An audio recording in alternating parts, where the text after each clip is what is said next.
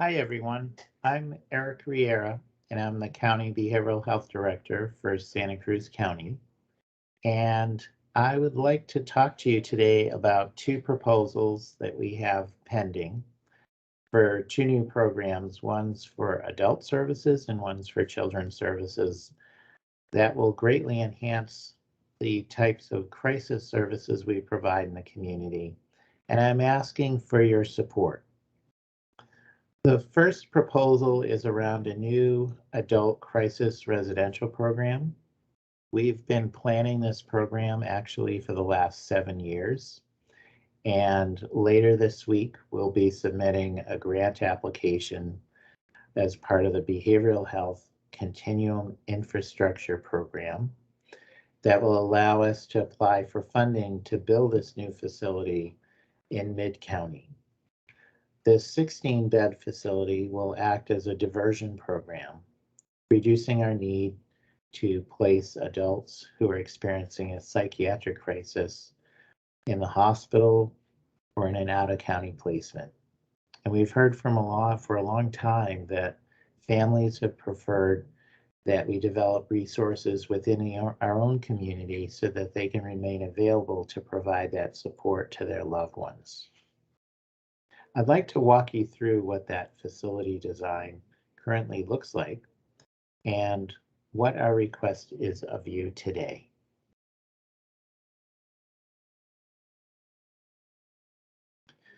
So Santa Cruz County Behavioral Health is proposing to develop a new 16-bed crisis diversion program. Here you see a drawing of what the new facility will look like, and it is this building that's depicted here on the right. It's located on the campus of our existing Behavioral Health Center, which is our 16-bed inpatient psychiatric program, shown here on the left. This is another view of the facility, and as you can see from the artist's rendering, it will have a lot of glass, and a warm, welcoming environment is what we're striving for with the new program. This is a depiction of what the layout will look on the first floor.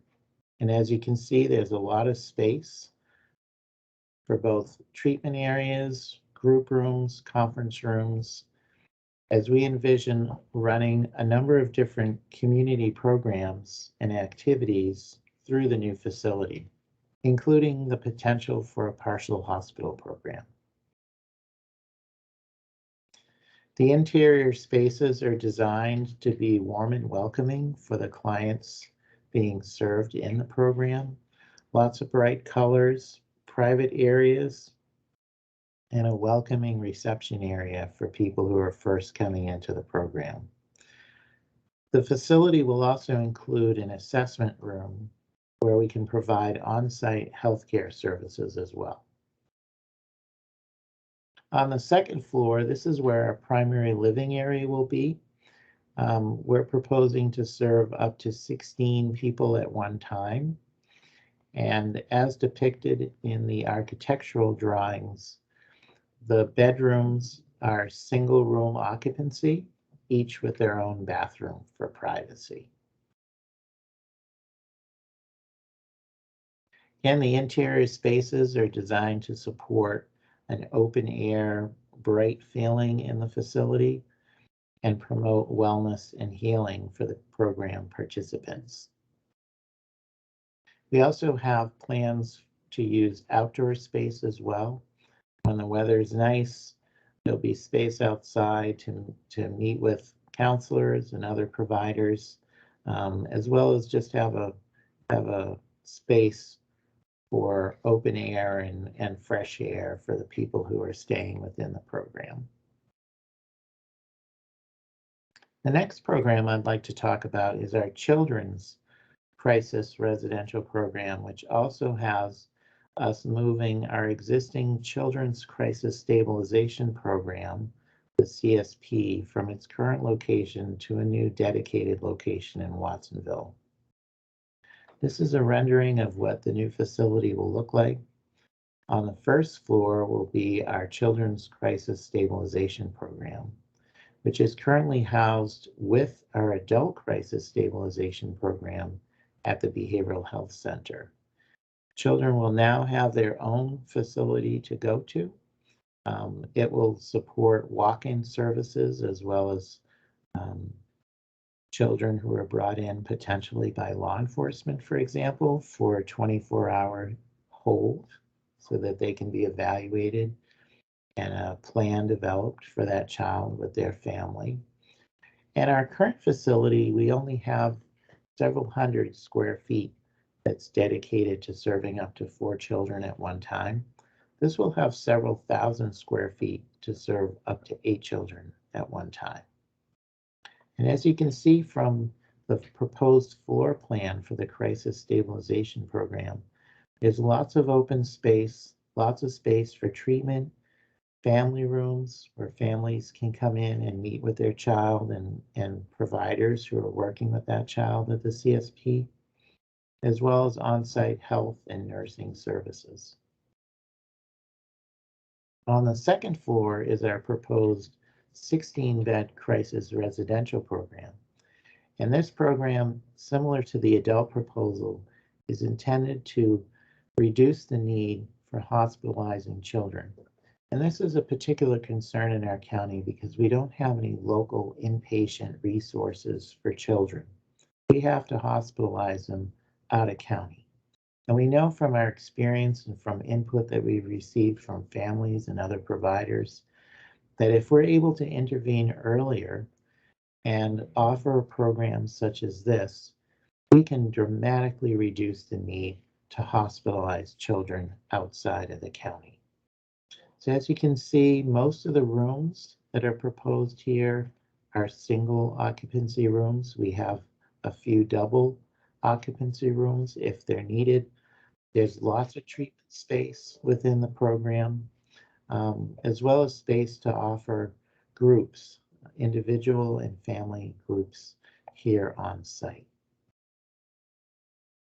The interior design is similar to the adult program, designed to be very bright, light coming in through large windows, bright furniture, just an open area feeling to create that warm environment for the kids who are staying within the program.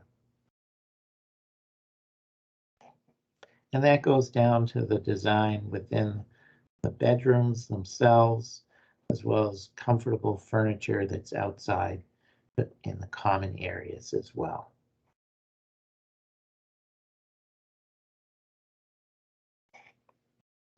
So what's my ask for you today?